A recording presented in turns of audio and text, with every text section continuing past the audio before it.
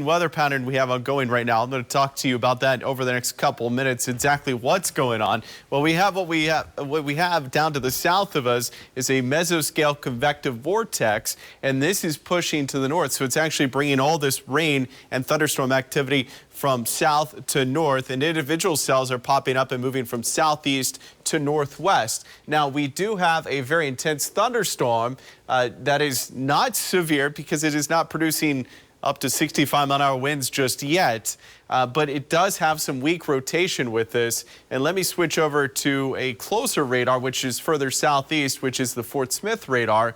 And we can see that with this storm, there is some very weak rotation.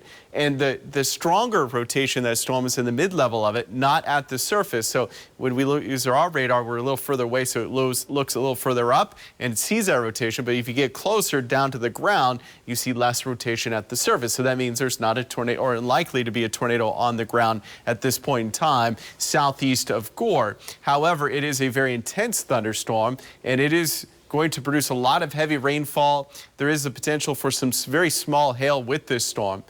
Further to the northwest of this storm, and another storm down southwest Warner is Mike Scanlon, our lead chaser. Mike, you've been watching these showers and thunderstorms. I know you're traveling to the north, so we're not going to get a view on that storm, but tell us what you've seen with these cells.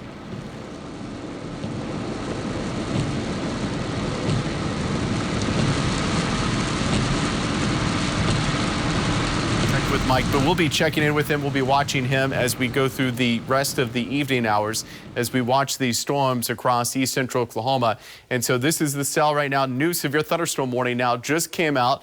So we're looking at the potential, I believe, because of the hail. Yeah, sure enough, the hail is the one that's triggering that warning.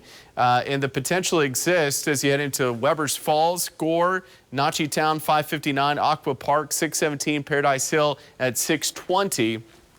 That storm has the capability of producing very large hail with it, probably about quarter-size hail. So that will take it towards Gore and the Nachitown area, eventually towards Braggs. So this is a severe thunderstorm with some weak rotation with it. Again, some very weak low-level rotation that we'll be watching as it tracks northwest towards Gore, heading towards the Braggs area. Be ready. Just on a short notice, if we did get this the rotation to intensify, they'd have to take cover pretty quickly because this is tracking to the northwest. So I'll put a lapse on this cell, moving from southeast to northwest, moving into Gore right now, heading towards Braggs. Get ready for a severe thunderstorm, keep producing hail and the potential for tornado development in this. I know we don't have a tornado warning just yet, but the way these have been evolving, they'll spin up pretty quickly, they'll weaken, and then they'll re-intensify. So this is something worth watching very closely as it moves towards Braggs. Some more shower and thunderstorm activity towards Shakota. And then we look at the big picture. We go back to our radar, and we can see more thunderstorms developing in the Hominy area. These are drifting to the east and not posing too much of a severe weather threat at this time. So that is some good news. Now, as we go on real quick, we'll go through our forecast for you as we track these showers and storms moving across the area.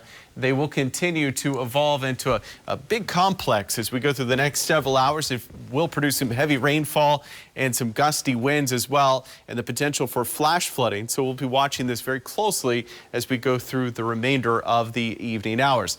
Speaking of, here's Futuretrack Radar. The shower and thunderstorm activity will continue to track to the east of us. We'll see showers and thunderstorms over the next couple of days. Good chance rainstorms on Tuesday into Wednesday. Temperatures upper 70s. Thursday, still a chance for showers and storms. And then finally, beginning to diminish. We see the weekend. Temperatures in the 70s to near 80 degrees. Should be a pleasant weekend the way it appears right now, and some dry and tranquil weather early next week as things begin to heat.